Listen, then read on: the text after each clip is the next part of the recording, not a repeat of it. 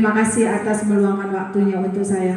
Ini bukan karena kuat dan hebat saya untuk melakukan diseminasi, tapi ini adalah karena salah satu tugas yang harus diunggah di LMS CGP Angkatan ke-7 dalam pendidikan guru penggerak. Jadi saya akan memulai diseminasi penerapan budaya positif. Jadi apa itu budaya positif? Ya, budaya positif merupakan perwujudan dari nilai-nilai atau keyakinan universal yang diterapkan di sekolah. Budaya positif diawali dengan perubahan paradigma tentang teori kontrol. Selama ini, barangkali kita sebagai guru merasa berkewajiban mengontrol perilaku siswa agar memiliki perilaku sesuai yang guru harapkan. Jadi di sini ada nilai-nilai dan keyakinan universal. Jadi nilai-nilai itu nilai-nilai kebajikan. Kita sudah menerapkannya di SMP Negeri 13 Tagi dengan budaya positif ini. Salah satu contohnya kita memberikan 3S, salam, sapa, dan senyum. Itu salah satu contoh penerapan budaya positif di sekolah kita. Kemudian di dalam berbahasa kita sudah melakukan bahasa santun, kita sopan, kita menyapa siswa kita, dan siswa juga menyapa kita. Nah, ini sudah salah satu penerapan budaya positif yang sudah dilakukan di sekolah.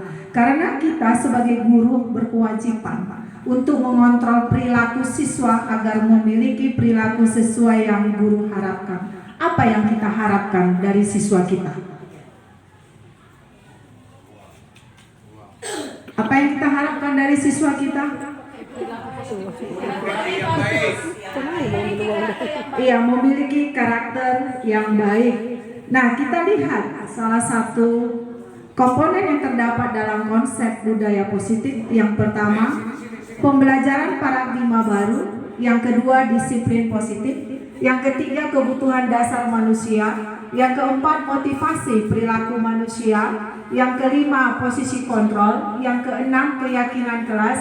Yang ketujuh, segitiga restitusi. Di sini saya membuat satu buah pembelajaran paradigma baru itu apa? Nah, pembelajaran paradigma baru sesuai dengan kurikulum Merdeka itu adalah merupakan pembelajaran yang berpusat pada murid dan berorientasi pada penguatan kompetensi serta pengembangan karakter yang sesuai dengan dimensi profil pelajar Pancasila. Jadi pembelajaran kita berpusat pada murid. Jadi murid sebagai subjek, bukan sebagai objek, ya. Jadi murid itu harus sebagai subjek, sebagai pelaku di dalam pembelajaran. Jadi dengan karakter yang sesuai dimensi profil pelajar Pancasila. Ada berapa dimensi profil Pancasila, Bapak Ibu? Ada 6. Apa itu? Yang pertama, beriman, bertakwa kepada Tuhan Yang Maha Esa, berakhlak mulia. Kedua, berkebinekaan global. Yang ketiga, bergotong royong. Yang keempat, mandiri. Yang kelima, kreatif. Yang keenam, bernalar kritis. Oke, saya ambil satu buah kasus. Dalam sebuah acara hari guru, salah seorang murid membawa piring. Dia terjatuh, lalu piring tersebut pecah. Apakah guru tersebut akan membiarkan dia membayar harga piring yang dipecahkannya atau memarahinya? Tergantung gurunya lah. Apa yang kita lakukan terhadap murid itu?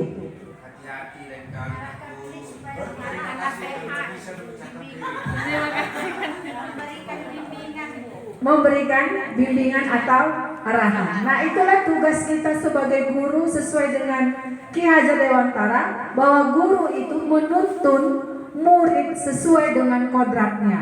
Apakah dia kodrat alam ataupun kodrat zamannya. Kalau kodrat alam itu berasal dari alam. Setiap murid memiliki keunikan masing-masing. Jadi keunikan masing-masing itulah yang harus dikembangkan oleh guru. Dan kodrat zaman sesuai dengan perkembangan zaman. Perkembangan zaman itu dengan IT. Nah, oke. Jadi apakah guru tersebut akan membiarkan dia? Ya, dia menuntun. Jadi menuntun ini adalah salah satu contoh disiplin positif. Nah, apa itu disiplin positif? Mengajarkan anak tanggung jawab serta rasa hormat dalam berinteraksi dengan lingkungannya. Menumbuhkan kesadaran serta memberdayakan anak untuk melakukan sesuatu tanpa sogokan, ancaman maupun hukuman. Ketiga, menumbuhkan disiplin yang didorong dalam diri anak tanpa hukuman. Iya, benar jawaban Ibu ya, bahwa anak itu harus kita berikan kesadaran tanpa ada hukuman, menuntun anak itu untuk bertanggung jawab. Nah, berikutnya kebutuhan dasar manusia. Nah, kebutuhan dasar manusia itu ada 5. Yang pertama, bertahan hidup. Kedua, kasih sayang dan rasa diterima. Yang ketiga, penguasaan. Yang keempat, kebebasan. Yang kelima, kesenangan. Jadi kita sebagai guru harus mengetahui kebutuhan dasar murid itu. Ya, bertahan hidup. Bagaimana dia bisa bertahan hidup? Otomatis dia ekonominya terpenuhi. Maka dia merupakan salah satu juara di dalam kelas. Otomatis dia yang menguasai kelas itu karena dia yang paling pintar, sehingga yang pintar ini dapat dijadikan sebagai tutor sebaya bagi teman-teman yang lain. Kemudian kebebasan. Kebebasan ini tadilah potensi keunikan yang ada di dalam murid diberikan kebebasan kemana dia. Tetapi guru hanya bersifat menuntun. Nah, berikutnya kesenangan. Kesenangan itu anak-anak pasti senang untuk berlari-lari, bermain. Memang itu kodratnya anak-anak SD, SMP, TK, bermain, berlari-lari. Nah, kita harus mengetahui kelima kebutuhan dasar murid ini. Nah, ada kasus Bimo, seorang anak TKB, selalu berlari keluar kelas menuju jalan raya di depan sekolahnya yang ramai dengan kendaraan. Tingkahnya membuat guru Bu Ani bingung dan seringkali lari mengejarnya. Ada beberapa kemungkinan jawaban yang diberikan Bimo. Identifikasikan kebutuhan yang ingin dipenuhi oleh Bimo. Jika respon Bimo seperti di kolom sebelah kiri. Ini yang tanda petik ini kolom sebelah kiri ya Bapak Ibu, cuman nggak saya bikin kolomnya. Aku senang main kejar-kejaran dengan ibu guru. Seru. Kebutuhan dasar apakah yang terdapat dalam kasus ini? Kebebasan. Kesenangan. Iya benar. Kesenangan, kebebasan ya. Si anak ini senang dia kejar-kejaran dengan ibu gurunya. Perhatian. Perhatian, iya. Nah, itulah kita sebagai guru harus mengetahui kebutuhan dasar anak itu bagaimana dan apa. Oke, selanjutnya motivasi perilaku manusia. Nah, ini tadi saya bilang kalau anak bersalah jangan diberikan hukuman, karena hukuman itu berarti identitasnya gagal. Ya, kenapa tidak berikan hukuman? Karena hukuman itu anak akan tersakiti, tidak nyaman untuk anak untuk jangka waktu yang panjang. Anak membenci peraturan. Contohnya, awas kalau dilakukan lagi ya, nanti awas kamu. Kita pernah nggak bilang seperti itu? Sering, Bu. Sering, ya. Nah, untuk kedepannya jangan lagi kita berkata situ, awas kau nanti ya. Jangan lagi kita berkata seperti itu. Tetapi harus apa? Harus kita melakukan restitusi. Restitusi itu apa? Anak mendapat penguatan, merupakan pilihan. Murid belajar bertanggung jawab untuk perilakunya. Contoh kalimat yang kita bisa lakukan adalah, apakah hal ini yang sesungguhnya ingin kamu lakukan? Jadi saya sudah membuat meja, denda Bu. Nah, itu semua berupa hukuman, bukan keyakinan kelas. Jadi bagaimana kita membuat keyakinan kelas itu ataupun kesepakatan kelas itu kalau tidak membawa taplak meja? Apa yang kita katakan kepada murid kita? Iya, coba lihat mejamu dengan meja temanmu yang ada di sebelah pakai taplak meja. Bagus enggak mejamu itu? Nah, itu yang disebut dengan keyakinan kelas. Ya, jadi semua saya perhatikan kesepakatan kelas yang dibuat oleh wali kelas adalah merupakan suatu peraturan kelas.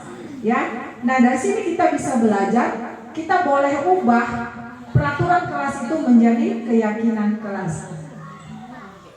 Nah, di dalam posisi kontrol, kita sebagai guru melakukan 5 posisi kontrol. Yang pertama penghukum, pembuat rasa bersalah, pemantau, menjadi teman, manajer. Dari kelima posisi kontrol ini, yang mana sering kita lakukan? Di posisi mana kita? Penghukum.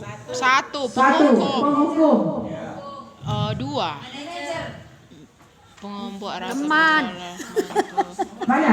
Pembuat rasa bersalah kah? Penghukum kah? Pemantau kah?